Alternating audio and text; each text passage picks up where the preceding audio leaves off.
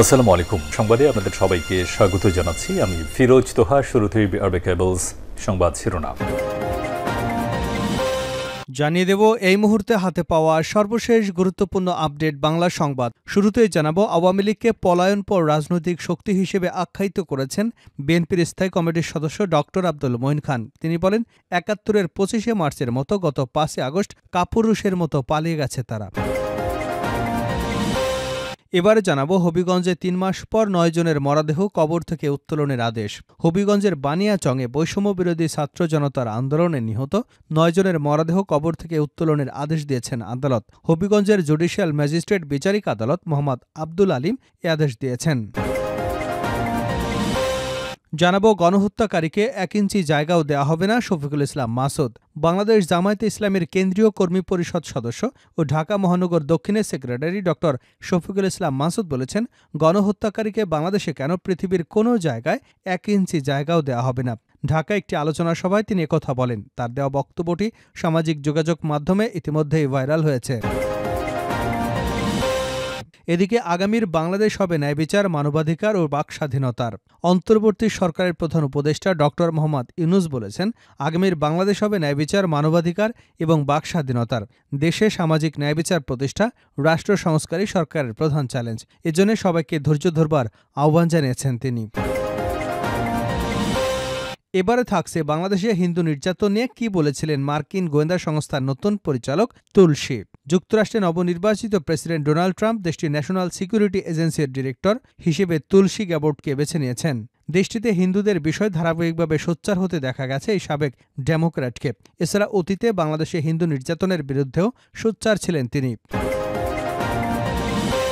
এবং সর্বশেষ জানাবো আন্তর্জাতিক সংবাদ। ইরানের গোপন পরমাণু স্থাপনায় হামলা চালিয়েছে ইসরায়েল। ইসরায়েলে ২০০টিরও বেশি ক্ষেপণাস্ত্র হামলা চালিয়েছিল ইরান। এর জবাবে গত ২৬শে অক্টোবর তেহরানে পাল্টা হামলা চালায় তেল আবিব। এই হামলার লক্ষ্যবস্তু ছিল ইরানের গোপন একটি পরমাণু গবেষণা কেন্দ্র।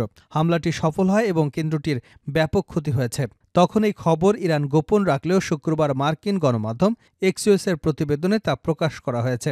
এর বরাতে প্রতিবেদনে প্রকাশ করেছে দ্য টাইমস অফ ইসরায়েল। যুক্তরাষ্ট্র এবং ইসরায়েলের সাবেক এই বর্তমান কর্মকর্তারা ওই হামলার তথ্য নিশ্চিত করেছে। প্রতিবেদনে বলা হয়েছে, পারচিন সামরিক কমপ্লেক্সে চালানো হামলায় ব্যাপক ক্ষয়ক্ষতি হয়েছে। গবেষণা কেন্দ্রটি তেহরানের প্রায় ২০০ কিলোমিটার দক্ষিণ পূর্বে অবস্থিত। কর্মকর্তারা এও দাবি করেছেন, এই হামলায় ইরানের পরমাণু কর্মসূচি বড় ধাক্কা খেল। এতক্ষণ শিরোনাম শুনছিলেন, এবার বিস্তারিত। প্রিয় দর্শক, আপনি যদি এই চ্যানেলে নতুন হয়ে থাকেন, ভিডিওটি দেখতে দেখতে চ্যানেলটি সাবস্ক্রাইব করে আমাদের সঙ্গে থাকুন। আর এই ভিডিও সম্পর্কে আপনি আপনার মূল্যবান মতামতটি কমেন্ট বক্সে জানিয়ে দিন। আর হ্যাঁ প্রিয় দর্শক, জানিয়ে দিন ভিডিওটি কোথা থেকে দেখছেন। আওয়ামী লীগ হচ্ছে পলায়নপর রাজনৈতিক শক্তি, মঈন খান। আওয়ামী লীগকে পলায়নপর রাজনৈতিক শক্তি হিসেবে আখ্যায়িত করেছেন বিএনপির স্থায়ী কমিটির সদস্য ডক্টর আব্দুল মঈন খান। তিনি বলেন, ৭১-এর ২৫শে মার্চের মতো গত ৫ই আগস্ট কাপুরুষের মতো পালিয়ে গেছে তারা। শুক্রবার বিকেলে রাজধানীর মিরপুর শাহ আলী মাজারের সামনে জাতীয়তাবাদী বাউল দল আয়োজিত এক আলোচনা সভা ও সাংস্কৃতিক অনুষ্ঠানে মঈন খান এসব কথা বলেন। তিনি বলেন, ২৫শে মার্চ যখন পাক হানাদার বাহিনী নিরস্ত্র জনগণের উপর ঝাঁপিয়ে পড়েছিল, তখন স্বাধীনতার শক্তির দাবিদার আওয়ামী লীগ জনগণকে বিপদে ফেলে ভারতে পাড়ি দিয়েছিল। তখন দেশের পক্ষে স্বাধীনতার ঘোষণা করে জাতিকে ঐক্যবদ্ধ করেছিলেন শহীদ জিয়াউর রহমান। শুধু তাই নয়, সম্মুখ যুদ্ধও করেছিলেন। আওয়ামী লীগ হচ্ছে পলায়নপর রাজনৈতিক শক্তি। মুক্তিযুদ্ধের পক্ষের শক্তি বলার কোনো অধিকার আওয়ামী লীগের নেই। যেমনটা ৭১-এর ২৫শে মার্চের মতো গত ৫ই আগস্ট কাপুরুষের মতো পালিয়ে গেছে তারা। মঈন খান আরও বলেন, ৭১-এর হাতিয়ার, ৭৫-এর ৭ই নভেম্বরের ইতিহাস, ৯০-এর ইতিহাস এবং জুলাই বিপ্লবের ইতিহাস একই সূত্রে গাঁথা। সেই সূত্রটি হচ্ছে গণতন্ত্রের অধিকার, ভোটের অধিকার। এটি চাওয়া কি জনগণের অপরাধ? যে গণতন্ত্র এবং ভোটের অধিকারের জন্য স্বাধীনতা যুদ্ধ হয়েছিল ৭২ থেকে ৭৫ সালে, এই আওয়ামী লীগ সেই গণতন্ত্রের কবর রচনা করে দেশে একদলীয় বাকশাল শাসন কায়েম করেছিল। এছাড়া তিনি বলেন, আজ সত্যিকারের ইতিহাস নতুন প্রজন্মকে জানতে হবে। বিগত ১৬ বছর কোমলমতি শিশুদের আওয়ামী বাকশালী ট্যাবলেট খাওয়ানো হয়েছিল। বইয়ের সিলেবাস পরিবর্তন করে মিথ্যা ইতিহাস পড়ানো হয়েছে, কিন্তু কোনো কাজে লাগেনি। ৫ই আগস্ট নতুন প্রজন্মকে টিয়া পাখির মতো শেখানো ইতিহাস উপড়ে ফেলে এই নতুন প্রজন্ম ছাত্র জনতা দেশে সত্যিকারের ইতিহাস উদিত করেছে। তিনি আরও বলেন, নতুন প্রজন্মকে আওয়ামী লীগ বিপদগামী করতে পারেনি। 5ই আগস্ট দেশে সফল বিপ্লব সংঘটিত হয়েছে। দেশের মানুষ গণতন্ত্রে বিশ্বাস করে, তারা অন্যায়, অত্যাচার, হামলা মামলা সমর্থন করে না। পাশাপাশি তিনি বলেন, বিগত 20 থেকে 22 বছর যারা নতুন ভোটার হয়েছেন তারা ভোট দিতে পারেননি। সেই ভোটের অধিকার নিশ্চিত করতে বিএনপির ভারপ্রাপ্ত চেয়ারম্যান তারেক রহমান দেশের মানুষকে প্রস্তুত করেছেন। হবিগঞ্জে 3 মাস পর 9 জনের মরদেহ কবর থেকে উত্তোলনের আদেশ। হবিগঞ্জের বানিয়াচকে বৈষম্য বিরোধী ছাত্র জনতার আন্দোলনে নিহত 9 জনের মরদেহ কবর থেকে উত্তোলনের আদেশ দিয়েছেন আদালত। হবিগঞ্জের জুডিশিয়াল ম্যাজিস্ট্রেট বিচারক আদালত মোহাম্মদ আব্দুল আলিম এ আদেশ দিয়েছেন। শনিবার সকালে বিষয়টি নিশ্চিত করেছেন মামলার তদন্তকারী কর্মকর্তা বানিয়াচং থানার উপপরিদর্শক জাহাঙ্গীর আলম। তিনি জানান, গত 5 আগস্ট বৈষম্য বিরোধী ছাত্র জনতার আন্দোলনে বানিয়াচং উপজেলায় পুলিশের সাথে সংঘর্ষ হয়। এতে পুলিশ, সাংবাদিকসহ 11 জন নিহত হন। পরে 9 জন ছাত্র জনতা নিহতের ঘটনায় মামলা দায়ের করা হয়। জাহাঙ্গীর আলম বলেন, পরবর্তীতে 13 অক্টোবর মামলার সুষ্ঠু তদন্তের স্বার্থে মরদেহ কবর থেকে উত্তোলনের জন্য আদালতে আবেদন করা হয়। আবেদনের পরিপ্রেক্ষিতে আদালত মামলার কাগজ দীর্ঘ পর্যালোচনা করে কবর থেকে মরদেহ উত্তোলনের আদেশ দেন। আদেশে আদালত বলেন, যেহেতু ময়নাতদন্ত ছাড়াই মরদেহ দাফন করা হয়েছে, সেহেতু মামলার সুষ্ঠু তদন্তের স্বার্থে মরদেহ কবর থেকে উত্তোলন করে ময়নাতদন্তের নির্দেশ দেওয়া হলো। এসআই বলেন, ইতিমধ্যে আদালত থেকে জেলা প্রশাসকের কাছে ম্যাজিস্ট্রেট নিয়োগের জন্য চিঠি দেওয়া হয়েছে। জেলা প্রশাসকের পক্ষ থেকে ম্যাজিস্ট্রেট নিয়োগ দেওয়া হলে যে কোনো সময় কবর থেকে মরদেহ উত্তোলন করা হবে। এছাড়া আমাদের পক্ষ থেকে সব ধরনের প্রস্তুতি নেওয়া হয়েছে। তিনি আরও জানান, ইতিমধ্যেই এই মামলায় 6 জনকে গ্রেপ্তার করা হয়েছে। বাকি আসামিদের গ্রেপ্তার করতে পুলিশের অভিযান অব্যাহত রয়েছে।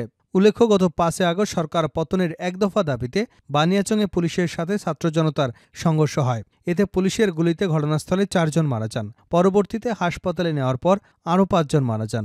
এ ঘটনায় একজন পুলিশ, একজন সাংবাদিক সহ মোট 11 জন মারা যান। গণহত্যাকারীকে 1 ইঞ্চি জায়গাও দেওয়া হবে না, শফিকুল ইসলাম মাসুদ।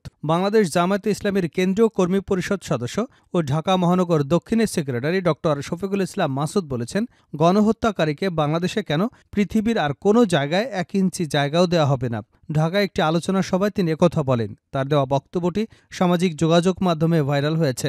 জামায়াতের নেতা শফিকুল ইসলাম মাসুদ বলেন, 95 ভাগ মুসলমানের দেশে কেন আমাদের লড়াই করতে হবে জাতীয় মসজিদ বাইতুল মুকাররম নিয়ে? 95 ভাগ মুসলিমের দেশে কেন লড়াই করতে হবে একটি জলসা কিংবা মাহফিলের জন্য? 95 ভাগ মুসলিমের দেশে আজকে কেন হুমকি দেওয়া হবে গণহত্যাকারী আবার রাজপথে নামবে? তিনি বলেন, আমরা স্পষ্ট করে বলতে চাই, গণহত্যাকারীদের বাংলাদেশে কেন, পৃথিবীর আর কোনো জায়গায় 1 ইঞ্চি জায়গাও দেওয়া হবে না। যারা আজকে ফেসবুকে স্ট্যাটাস দেন, আসেন সবাই আমরা আজ দখল করে ফেলি 0 পয়েন্ট, আসেন আমরা দখল করে ফেলি অমুক জায়গা, আপনাদের আর দখল করতে হবে না। ঢাকা মহানগর দক্ষিণের সেক্রেটারি আরও বলেন, আপনারা মানুষকে গত 17 বছর অন্যায়ভাবে দখল করে রেখেছিলেন, আর গোটা বাংলাদেশ 56,000 বর্গমাইল আমাদের তরুণ ছাত্র যুবকেরা তাদের রক্ত জীবন বাজি রেখে দখল করে নিয়েছে। এই জায়গায় ইসলামের বিজয় ছাড়া 1 ইঞ্চি জায়গাও আমরা ছেড়ে দেব না। সুতরাং ওই সব দখল বেদখলের হিসাব এখন শেষ। কারণ এই ছাত্র জনতা যে বিপ্লব তুলেছিল, উই ওয়ান্ট জাস্টিস, এটার শেষ প্রান্তে গিয়ে আমরা পৌঁছব। সেটার শেষ গল্প বলে আজ শেষ করছি। আগামীর বাংলাদেশ হবে ন্যায়বিচার, মানবাধিকার ও বাকস্বাধীনতার প্রধান উপদেষ্টা।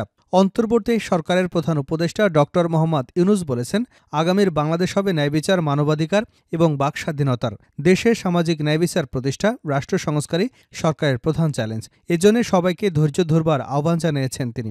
শনিবার সকালে রাজধানীর সোনারগাঁও হোটেলে বে অব বেঙ্গল কনভারসেশনে উদ্বোধনী অনুষ্ঠানে তিনি এসব কথা বলেন। ডক্টর মোহাম্মদ ইউনূস বলেন, সবাইকে সঙ্গে নিয়ে একটি সমাজ গড়ার আওয়াজ তুলেছে তরুণেরা। সামনের বাংলাদেশ হবে ন্যায়বিচার, মানবাধিকার এবং বাকস্বাধীনতার। তিনি বলেন, এই সভ্যতা আমাদের ব্যর্থ করেছে। শুধু পরিবেশের দিক দিয়েই নয়, মানুষ মুনাফার পেছনে মরিয়া হয়ে ওঠাও এর জন্য দায়ী। আসুন আমরা নতুন সভ্যতা তৈরি করি 3-0 ভিত্তিতে, যেখানে সম্পাদককে কক্ষিগত করা হবে না, সবার মাঝে সমানভাবে বন্টন করা হবে। প্রধান উপদেষ্টা বলেন, বিদেশি অতিথিদের বলবো, আপনারা রাস্তাগুলো ঘুরে দেখুন, বাংলাদেশের তরুণদের মনের ভাষা বুঝতে পারবেন। তিনি আরও বলেন, নতুন একটি বিশ্ব গড়ার বিষয়ে ভাবতে হবে, যেখানে আমাদের তরুণরা নতুন একটি বাংলাদেশ বিষয়ে ভাবতে শিখিয়েছে আমাদের। প্রসঙ্গত, শনিবার শুরু হওয়া 3 দিনব্যাপী সম্মেলন চলবে 18 নভেম্বর পর্যন্ত। বাংলাদেশের থিম নির্ধারণ করা হয়েছে এই ফ্র্যাকচার্ড ওয়ার্ল্ড। এতে 80টিরও বেশি দেশ থেকে 200 জনেরও বেশি আলোচক, 300 জন প্রতিনিধি, 800 জন অংশগ্রহণ করবেন।